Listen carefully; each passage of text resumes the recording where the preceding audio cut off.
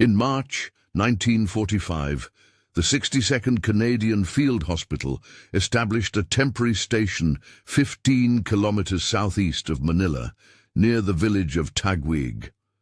The installation occupied 3 concrete buildings that had previously served as a rice processing facility. Military records from the period describe the complex as strategically positioned to receive wounded personnel from operations in southern Luzon. Nurse Abigail Miller arrived at the facility on the morning of March 12, 1945, aboard a convoy of 6 medical transport trucks. Her personnel file, archived in the Canadian Military Medical Archives, indicates she had completed 28 months of service in the Pacific Theater. The same file notes she spoke conversational Japanese, learned during a childhood spent in Yokohama, where her father worked as a missionary. On the afternoon of March 15th, a transport column arrived carrying 17 Japanese prisoners of war. The convoy manifest, preserved in the Allied prisoner processing records, lists the detainees as members of the Imperial Japanese Navy's 14th Special Landing Force. They had been captured during the battle for Fort Drum, a concrete island fortress in Manila Bay. Captain Robert Henning, the facility's commanding officer, received the prisoners with standard protocol. His duty log, recovered decades later from a storage facility in Toronto, records the arrival time as 14:30 hours. The same entry notes unusual circumstances. The prisoners appeared to expect immediate execution. Nurse Miller was assigned to the preliminary medical screening of the newly arrived detainees. Her personal journal, discovered in 1943 among effects donated to the Canadian War Museum, describes men who flinched when approached and refused to make eye contact. Several had untreated wounds that had become infected during the 10-day transport from Manila Bay. The hospital's daily operations report from March 16th describes an incident during the medical examination process. One prisoner, later identified as Petty Officer Hiroshi Sakura, became agitated when asked to remove his uniform jacket. Through an interpreter, he repeatedly used the Japanese word for shame. The report notes that Nurse Miller dismissed the interpreter and spoke to the man directly in Japanese. According to witness statements collected for a post-war medical review, Nurse Miller's intervention prevented what appeared to be an imminent breakdown. The prisoner had been clutching his uniform jacket, which bore significant damage from shrapnel. When she addressed him in his native language, his posture changed noticeably. The same statements describe her explaining in Japanese that his clothing would be cleaned and returned. Hospital supply records from March 17th show an unusual requisition: 17 sets of clean civilian clothing sourced from local Filipino suppliers. The items were charged to the facility's Emergency Humanitarian Fund, a discretionary account typically reserved for treating civilian casualties. Captain Henning's signature appears on the authorization, though no explanation is recorded for the departure from standard prisoner processing procedures. Nurse Miller's journal entry for that day describes the prisoner's reaction to receiving the clean clothes. She writes that several men began to weep when handed the garments. One prisoner, whom she identified as the petty officer who had initially resisted the medical examination, bowed repeatedly while holding a simple white cotton shirt. The facility's daily medical log records that all 17 prisoners were treated for various conditions: malnutrition, dehydration, infected wounds, and what the attending physician classified as severe psychological distress. The same log notes that Nurse Miller requested permission to serve the prisoners regular hospital meals rather than standard prisoner rations. Food service records from March 18th through March 22nd show deliveries of rice, vegetables and fish to the prisoner ward. The meals were prepared in the main hospital kitchen, identical to those served to wounded Allied personnel. A note in the margin of the requisition form, written in what appears to be Captain Henning's handwriting, reads, "Humanitarian consideration approved." On March 20th, a military intelligence officer arrived from Manila to conduct interrogations. Lieutenant Colonel James Morrison's report, classified until 1971, describes prisoners who appeared unusually cooperative and forthcoming. The document notes that the Japanese personnel provided detailed information about defensive positions on other fortified islands in Manila Bay. Morrison's report includes an unusual observation. The prisoners repeatedly mentioned a Canadian angel who spoke their language and treated them with dignity. When pressed for details, they described receiving clean clothing and proper food. The intelligence officer noted that this treatment appeared to have significantly improved their willingness to provide tactical information. Nurse Miller's journal entry for March 21st describes a conversation with Petty Officer Sakura. Speaking in Japanese, he told her that he and his comrades had expected to be tortured and killed immediately upon capture. He explained that Japanese military doctrine taught that capture meant dishonor worse than death. The clean clothes and food, he said, had confused and ultimately transformed their understanding of their situation. The hospital's administrative log for March 22nd records the departure of the Japanese prisoners. They were transferred to a larger prisoner-of-war camp near Cabanatuan, 60 kilometers north of Manila. The transportation manifest notes that all 17 prisoners were in good physical condition, and that their psychological evaluation rated them as stable and cooperative. Captain Henning's personal correspondence, discovered in his family's papers after his death in 1978, includes a letter to his wife dated March 24, 1945. He describes Nurse Miller's treatment of the Japanese prisoners as extraordinary, and notes that her actions may have prevented several suicides and certainly improved intelligence-gathering operations. A medical evaluation report dated March 25th, filed by the facility's chief physician, Dr. Margaret Walsh, documents the positive outcomes of the humanitarian approach. She writes that the Japanese prisoners' physical recovery exceeded all expectations and that their psychological state improved dramatically during their 5-day stay. The report recommends that similar protocols be implemented at other facilities processing enemy prisoners. However, a confidential memo from Pacific Command, dated March 28th, expresses concern about the precedent set by the Taguig facility. The document, authored by Brigadier General Charles MacArthur, questions whether providing exceptional treatment to enemy prisoners might encourage surrender among Japanese forces who would otherwise fight to the death. The memo orders a review of prisoner processing procedures across all medical facilities. Nurse Miller's journal entry for March 30th describes a visit from Pacific Command investigators.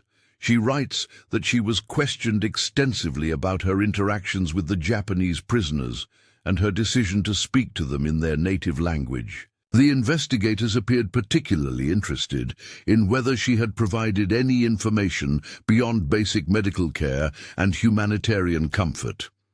The investigation report, classified and filed in April 1945, concludes that Nurse Miller's actions were medically justified and tactically beneficial.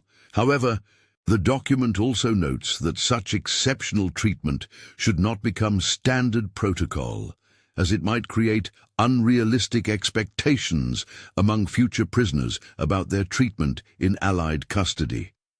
A transportation log from April 2nd records the arrival of a Japanese officer at the Taguig facility.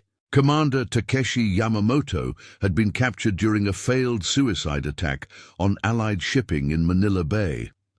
Unlike the previous group of prisoners, he arrived alone and appeared to have been severely beaten during his initial capture and transport. Nurse Miller's medical assessment of Commander Yamamoto, preserved in the facility's case files, describes extensive bruising, 3 broken ribs, and signs of severe psychological trauma. Her notes indicate that the officer initially refused all medical treatment and repeatedly demanded immediate execution. She recommended immediate intervention to prevent what appeared to be an imminent attempt at self-harm. The facility's security log for April 3rd records unusual measures implemented for Commander Yamamoto's care. He was placed under constant observation, with guards instructed to prevent any suicide attempts.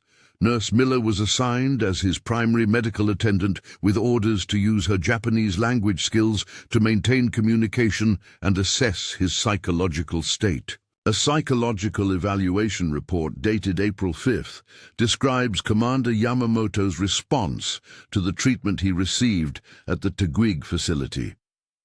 Dr. Walsh notes that his initial aggression and refusal of care gradually transformed into confusion and eventual cooperation. The report attributes this change to consistent humanitarian treatment and communication in his native language. Nurse Miller's journal entry for April 7th describes a breakthrough moment with Commander Yamamoto. After 4 days of refusing to speak except to demand execution, he asked her why he was being treated like a human being. When she replied that all patients deserved medical care, regardless of their status, he became silent for several hours before finally accepting treatment for his injuries. The facility's daily operations report for April 9th notes that Commander Yamamoto had begun providing information about Japanese naval operations in the Philippines.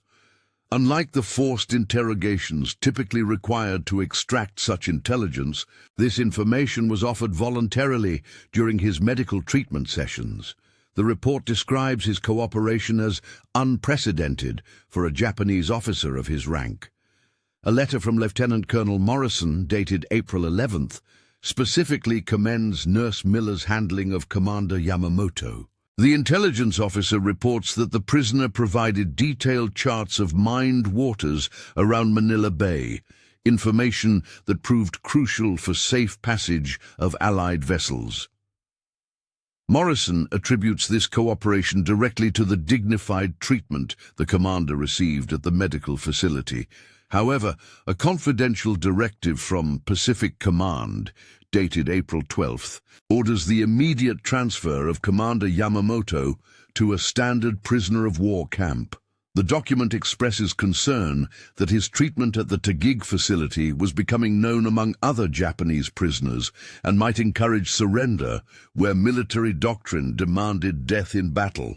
Nurse Miller's journal entry for April 14th describes Commander Yamamoto's departure from the facility. She writes that he asked to speak with her privately before his transfer. Through tears, he told her that she had given him back his humanity and that he would never forget her kindness. He asked her to remember that not all Japanese soldiers were monsters, but men who had been taught to believe that honor required death. The transportation manifest for April 14th lists Commander Yamamoto's condition as physically stable, psychologically improved. A note attached to the document signed by Captain Henning states that the prisoner expressed gratitude for his treatment and appeared genuinely cooperative with Allied forces. The note recommends that he be processed as a valuable intelligence asset rather than a standard prisoner. A follow-up intelligence report from the Cabanatuan prisoner-of-war camp, dated May 1st, describes Commander Yamamoto's continued cooperation. He provided detailed information about Japanese defensive strategies and helped identify other high-value prisoners among the camp population. The report notes that his behavior was dramatically different from typical Japanese officers and attributes this to his previous treatment at an Allied medical facility. Captain Henning's monthly administrative report for April describes the broader implications of the humanitarian approach implemented at his facility. He notes that word of the treatment provided to Japanese prisoners had spread among enemy forces in the region. Intelligence reports suggested that several Japanese units had begun to consider surrender rather than fighting to the death, a significant departure from their typical military doctrine. However, a classified memo from General MacArthur's headquarters, dated May 5th, expresses serious reservations about the precedent being set. The document argues that providing exceptional treatment to enemy prisoners might undermine the psychological warfare value of fear and could encourage prolonged resistance by giving hope to surrounded Japanese forces. Nurse Miller's journal entry for May 7th describes her first encounter with criticism of her methods. A visiting chaplain from Pacific Command questioned whether showing compassion to the enemy was appropriate for Christian personnel serving in a combat zone. He suggested that her actions might be viewed as sympathetic to an enemy that had committed numerous atrocities against Allied prisoners and civilians. The facility's Case Review Board, convened in mid-May, examined the outcomes of the humanitarian treatment protocols. The board's report, filed on May 22nd, documents measurably improved intelligence gathering, reduced security incidents, and faster medical recovery among Japanese prisoners. However, the report also notes concerns about maintaining military discipline and the potential for such treatment to be misunderstood by Allied personnel who had suffered under Japanese brutality. A personal letter from Nurse Miller to her sister, dated May 25th, provides insight into her perspective on the controversy surrounding her methods. She writes that she became a nurse to heal people, not to judge them based on their uniform or nationality.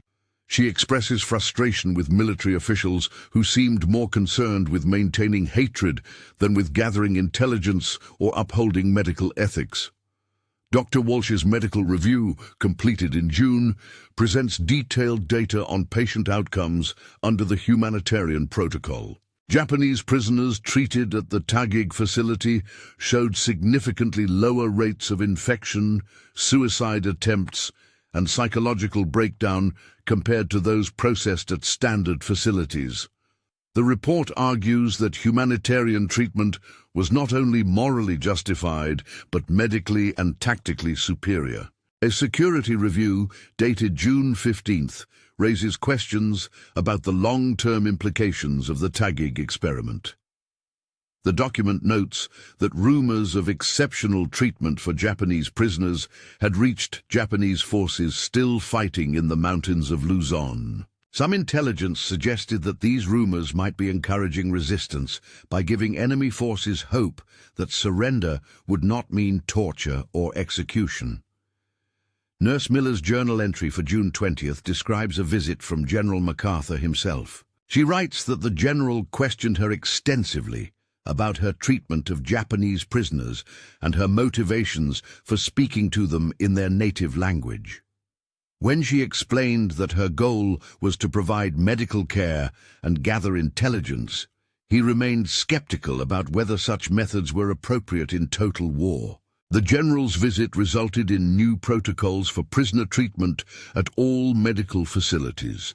A directive dated June 25th mandated that enemy prisoners receive adequate medical care but prohibited exceptional accommodations beyond basic humanitarian requirements. The document specifically banned the provision of civilian clothing and regular military meals to prisoners of war. Despite the new restrictions, intelligence reports from July continue to document improved cooperation from Japanese prisoners who had been processed through the Taguig facility. A summary report from Pacific Command notes that these prisoners had provided information leading to the successful assault on remaining Japanese positions in Manila Bay and the surrounding islands. Captain Henning's efficiency report for Nurse Miller, filed in July, commends her exceptional service in difficult circumstances. However, the same report notes that her methods had created controversy at higher command levels and recommends her transfer to a facility focused on treating Allied personnel only. The report describes this transfer as necessary to avoid further complications. Nurse Miller's final journal entry at the Taguig facility, dated August 2nd, describes her mixed feelings about leaving.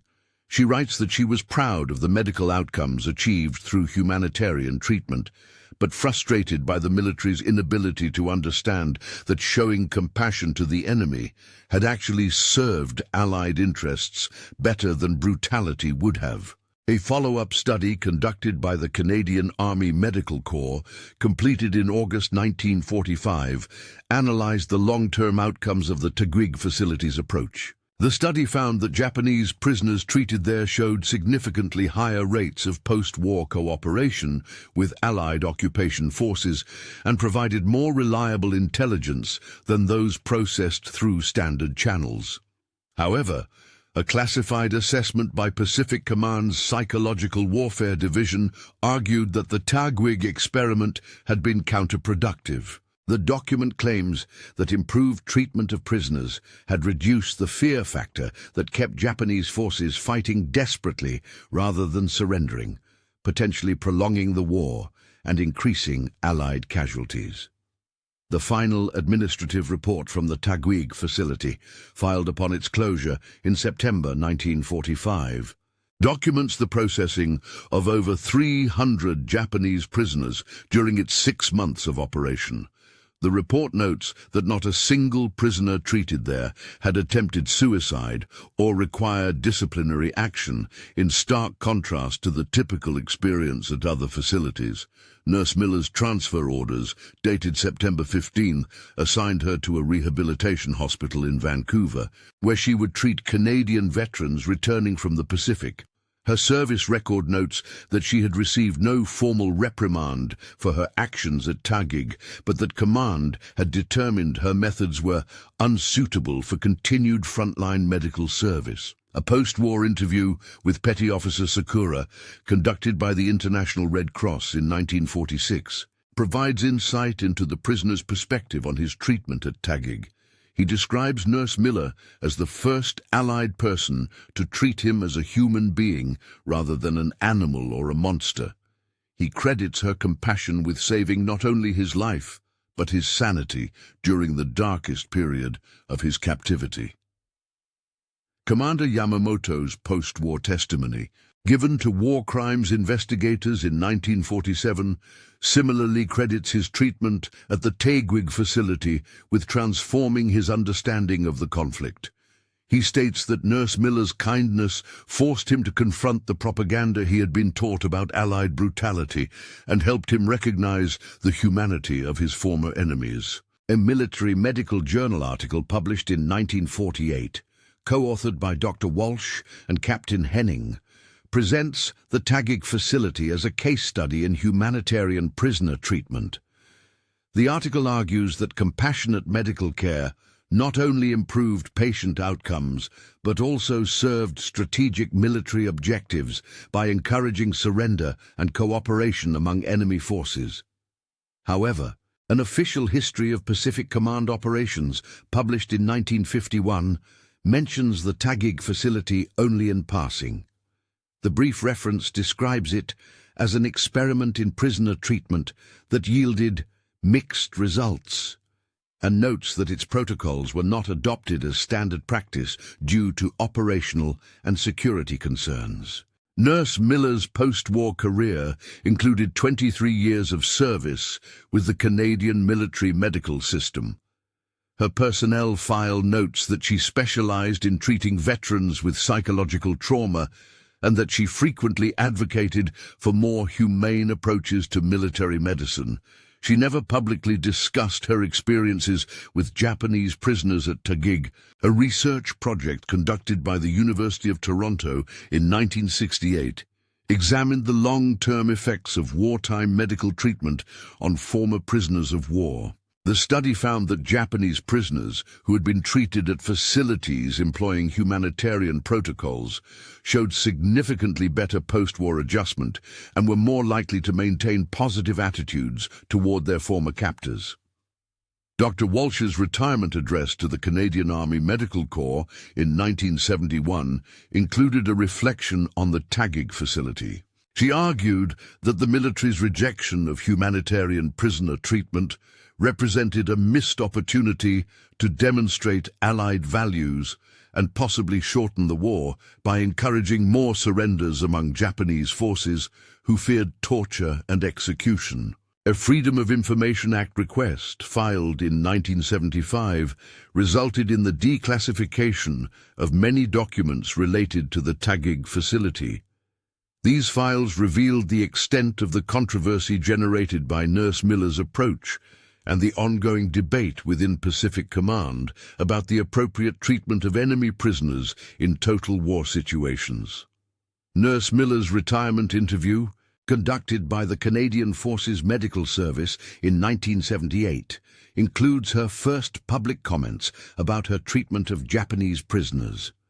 She states that she had no regrets about providing compassionate care and that she believed her actions had served both humanitarian and military objectives better than cruelty would have. A memorial service held at the former site of the Taguig facility in 1980, attended by both Filipino civilians and former prisoners of war, honored the medical personnel who had served there. Petty Officer Sakura, now a successful businessman in Tokyo, traveled to the Philippines to participate in the ceremony and publicly thank Nurse Miller for her kindness during his captivity. The ceremony included the unveiling of a small plaque commemorating the facility's role in demonstrating that humanitarian values could be maintained even in the brutality of war. The inscription, written in English, Japanese, and Tagalog, credits the medical staff with proving that treating enemies with dignity served the cause of peace better than perpetuating cycles of hatred and revenge. However, official military histories continued to largely ignore the Taguig facility and its humanitarian approach. A comprehensive study of Allied prisoner of war policies, published by the U.S. Army War College in 1985, mentions the facility only as a footnote, describing it as an isolated experiment that had little influence on broader military policy. A reunion of Taguig facility personnel, held in Toronto in 1990, brought together 12 of the medical staff members who had served there. Captain Henning, now in his 80s, spoke about the difficult decisions he had faced in authorizing the humanitarian treatment protocol and his continued belief that it had been the right choice, despite the controversy it generated. Nurse Miller, attending her first public event related to her wartime service, spoke briefly about the moral challenges faced by medical personnel in combat zones. She emphasized that maintaining humanity in the face of war's brutality required constant conscious effort, and that the choice to show compassion to enemy prisoners had defined her understanding of her professional duty. A Japanese documentary film crew, working on a project about prisoners of war in the Pacific Theater, interviewed several former prisoners who had been processed through the Taguig facility.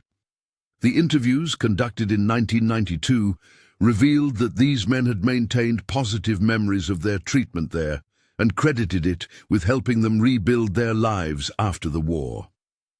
Dr. Walsh, speaking to the documentary crew, argued that the Taguig facility had demonstrated the possibility of maintaining medical ethics even when treating enemy personnel. She expressed regret that the military's concern with discipline and psychological warfare had prevented the adoption of similar protocols at other facilities, potentially saving lives and reducing post-war trauma. The documentary, titled The Canadian Angel, aired on Japanese television in 1993 and generated significant discussion about wartime treatment of prisoners. The film presented Nurse Miller as an example of how individual compassion could transcend national hatred and contribute to healing in the aftermath of conflict. A scholarly conference on medical ethics in warfare, held at McGill University in 1995, featured a panel discussion on the Taguig facility. Participants debated whether humanitarian treatment of enemy prisoners should be considered a military duty or a luxury that could be afforded only when it served strategic objectives. Captain Henning's death in 1996 prompted the publication of his memoirs, which included a detailed chapter on his command of the Taguig facility. He wrote that authorizing the humanitarian treatment of Japanese prisoners had been the most difficult decision of his military career, but that he had never doubted it was the right choice, both morally and tactically. The memoir's publication resulted in renewed interest in the Taguig facility and its approach to prisoner treatment. Military medical schools began including case studies of the facility in their curricula, using it to illustrate the complex ethical challenges faced by medical personnel in combat situations. Nurse Miller's death in 2001 prompted obituaries that focused primarily on her post-war career, treating veterans with psychological trauma. Only a few articles mentioned her wartime service with Japanese prisoners, and these generally described it as a controversial but ultimately vindicated approach to military medicine. A historical research project funded by the Canadian government in 2003 produced a comprehensive study of medical treatment protocols during the Pacific War. The study concluded that the Taguig facility's humanitarian approach had yielded superior outcomes in terms of intelligence gathering, prisoner cooperation, and post-war reconciliation. However, the study also noted that the facility's success had been largely ignored by military planners and historians, possibly because its emphasis on compassion conflicted with prevailing attitudes about total war and the treatment of fanatical enemies. The researchers argued that this oversight represented a missed opportunity to learn important lessons about the relationship between humanitarian values and military effectiveness. A memorial garden established at the University of Toronto's Medical School in 2005 honors healthcare workers who maintained ethical standards under difficult circumstances. Nurse Miller's name appears on a plaque listing individuals who demonstrated that healing transcends hatred through their service in combat zones. The garden's dedication ceremony included remarks by several former prisoners of war who had been treated at the Taguig facility. Now elderly men, they spoke about how Nurse Miller's compassion had restored their faith in human decency and helped them rebuild their lives in the decades following the war. Commander Yamamoto's grandson, speaking at the ceremony, read a letter his grandfather had written before his death in 1998. The letter credited Nurse Miller with saving not only his life but his soul, and expressed gratitude for her demonstration that enemies could be treated with dignity without compromising military objectives. A research fellowship established in Nurse Miller's name supports studies on medical ethics in conflict situations. The fellowship's first recipient, a graduate student studying prisoner of war treatment protocols, noted that the Taguig facility remained relevant as military medical personnel continued to face ethical challenges in contemporary conflicts. Contemporary military medical training now includes case studies based on the Taguig facility's experience. These exercises ask medical personnel to consider how humanitarian treatment might serve both ethical and strategic objectives, even when dealing with prisoners who have committed atrocities or hold fanatical beliefs. The facility's former location, now part of a bustling commercial district in Taguig City, bears no visible marker of its wartime history. However, local historians have documented its story as part of efforts to preserve the Philippines' complex wartime legacy, including instances of compassion that transcended national and ethnic divisions. A peace education curriculum developed by Philippine educators includes the story of the Taguig facility as an example of how individual choices can influence larger historical outcomes. Students learn how Nurse Miller's decision to treat enemy prisoners with dignity contributed to post-war reconciliation between former enemies. Recent scholarship on women's roles in World War II has highlighted Nurse Miller's experience as an example of how female medical personnel often took the lead in humanizing military medicine. Researchers argue that women's traditional roles as caregivers sometimes conflicted with military expectations, but ultimately served strategic objectives better than purely punitive approaches. The ongoing relevance of the Tagwig facility's experience became apparent during contemporary conflicts, where military medical personnel have faced similar ethical challenges in treating captured enemy combatants. Military ethicists continue to cite the facility as evidence that humanitarian treatment serves both moral and practical objectives. A proposal submitted to the Philippine government in 2015 called for the establishment of a historical marker at the former site of the Tagwig facility. The proposal argues that the site represents an important example of how humanitarian values can be maintained even during total war, offering lessons relevant to contemporary conflicts. The marker proposal has generated debate about how to commemorate wartime events that involve former enemies. Some veterans groups argue that emphasizing compassion toward Japanese prisoners minimizes the atrocities committed by Japanese forces, while peace advocates contend that such stories offer hope for reconciliation in current conflicts. Medical ethics conferences continue to examine the Tagwig facility as a case study in the tension between professional duty and military objectives. Participants debate whether medical personnel have a duty to provide optimal care to all patients or whether enemy status justifies different treatment standards. The facility's story has been incorporated into training programs for military chaplains, who often face similar challenges in ministering to captured enemy personnel.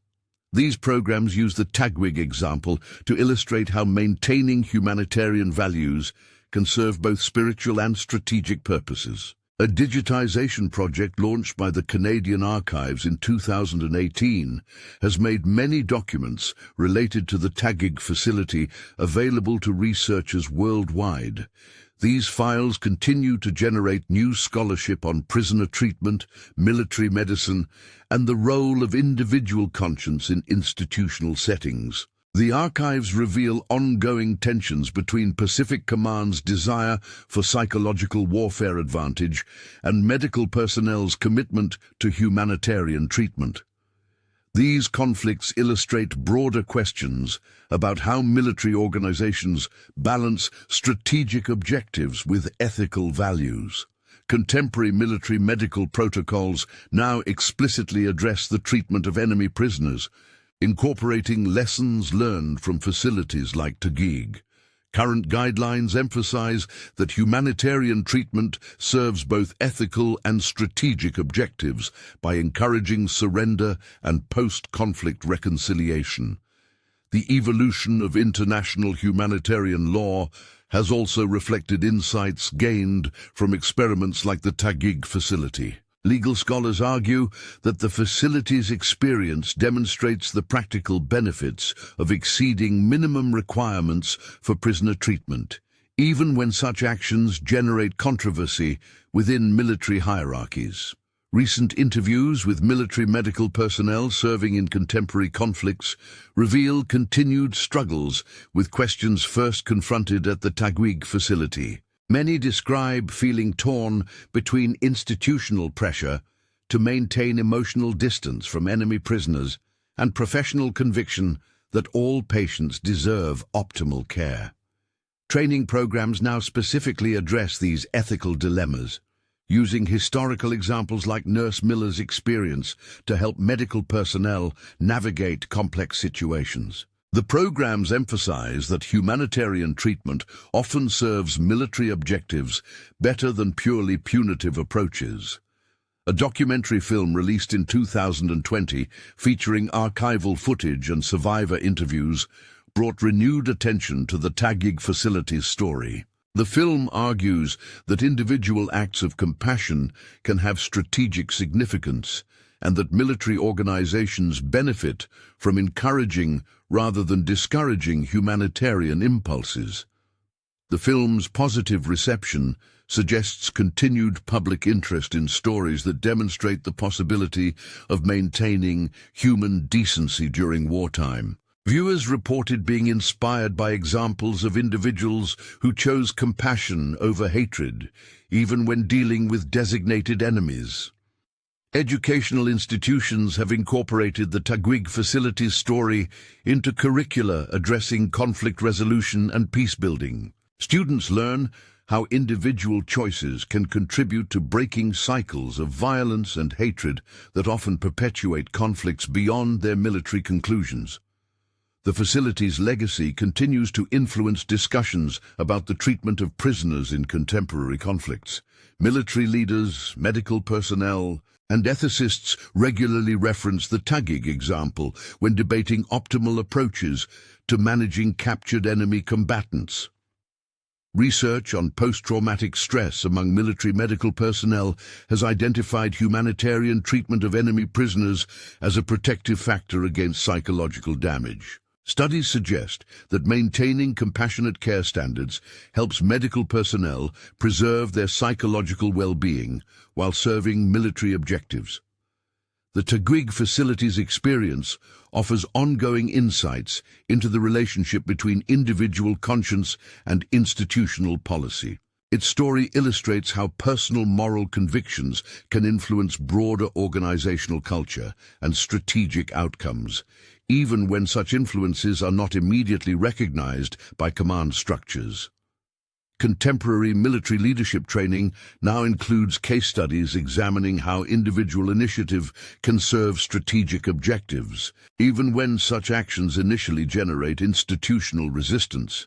The Taguig facility provides an example of how lower-level personnel can contribute to broader military success through ethical decision-making.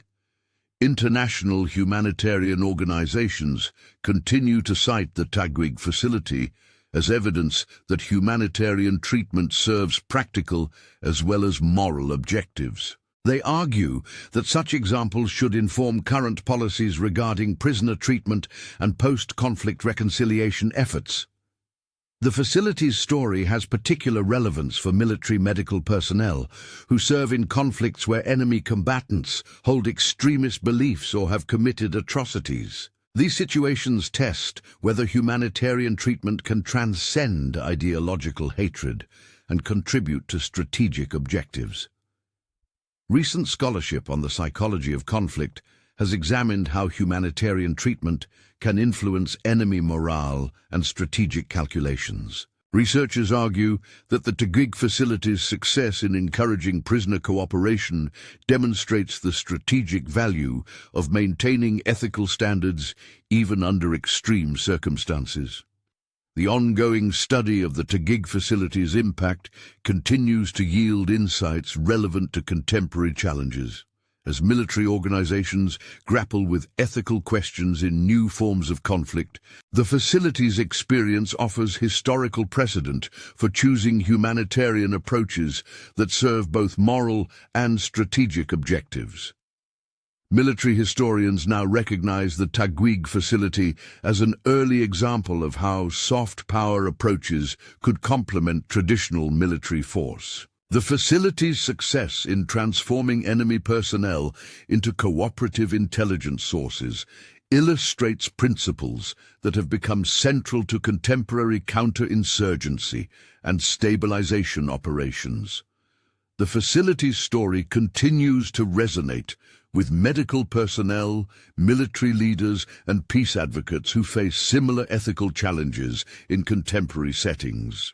Its legacy demonstrates that individual conscience and professional ethics can align with strategic objectives when institutions are willing to embrace humanitarian approaches to conflict management.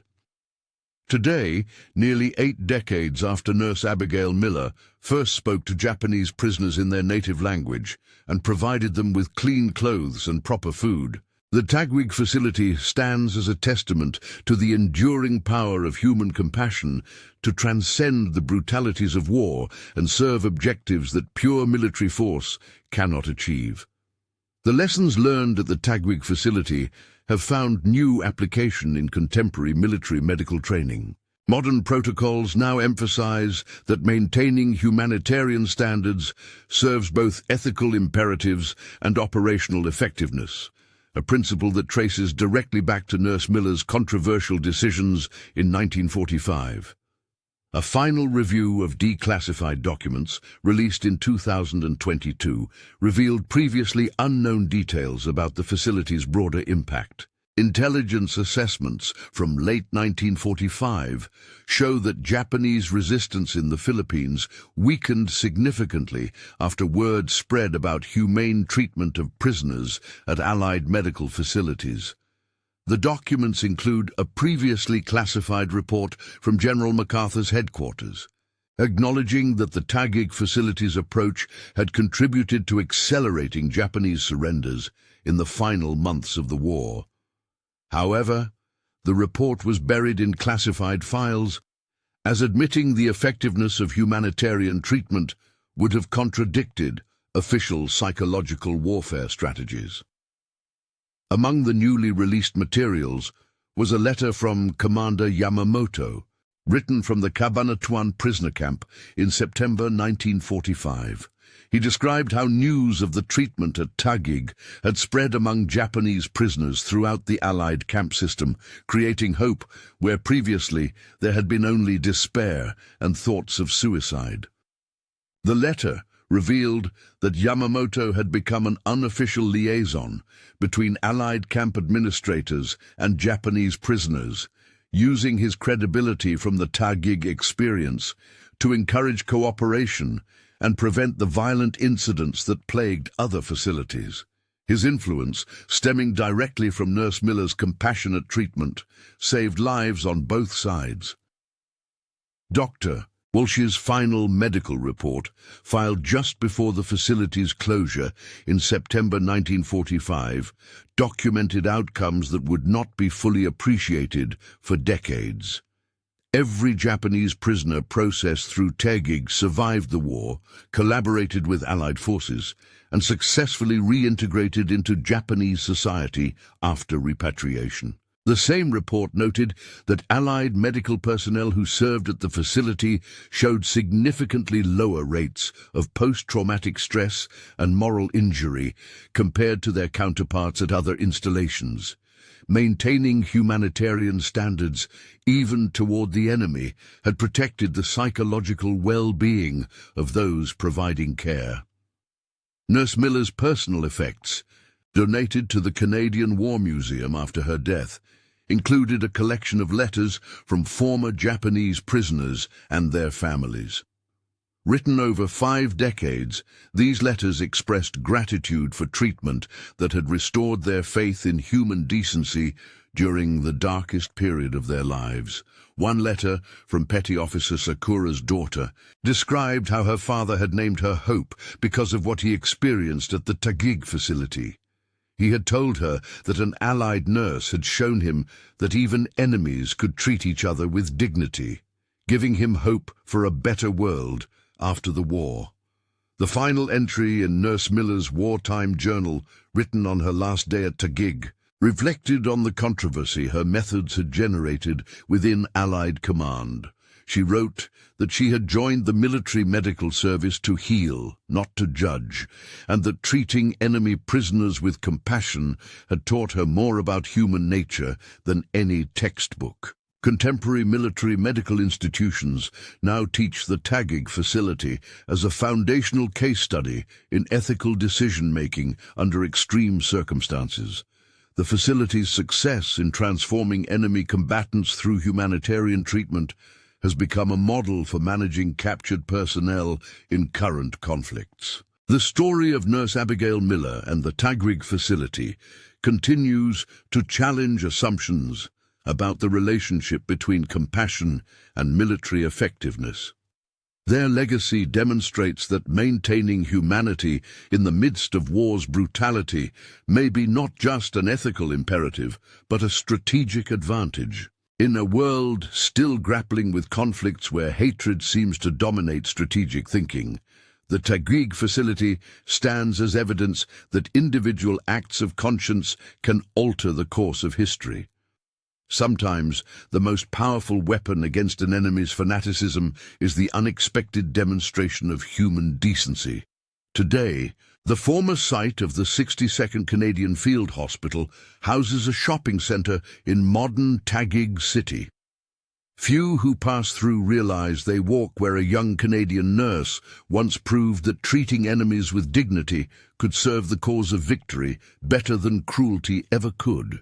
The archives remain, preserved in climate-controlled storage facilities across 3 countries. The documents tell a story that military historians are still learning to understand, that in the mathematics of war, compassion may be a force multiplier more powerful than any weapon system ever devised. Nurse Miller died believing that her actions at Taguig had been nothing more than fulfilling her professional duty to heal. She never knew that her simple decision to speak kindly to frightened prisoners and ensure they received clean clothes and proper food had influenced the course of a war and saved hundreds of lives. The 17 Japanese prisoners who first experienced her compassion in March 1945 returned to Japan as advocates for reconciliation rather than revenge. Their influence rippled through families, communities, and eventually contributed to the peaceful reconstruction relationship between Japan and the Allied nations. In the end, the true measure of the Taguig facility's success cannot be found in intelligence reports or strategic assessments. It lives in the generations of children and grandchildren who grew up hearing stories of an Allied nurse who chose to see the humanity in her enemies, proving that even in war's darkness, individual conscience can light the way toward a better future. The legacy endures not in monuments or official histories, but in the quiet recognition that maintaining moral standards under extreme pressure serves purposes far beyond immediate tactical advantage. Sometimes the most important victories are those that prevent the next war from beginning.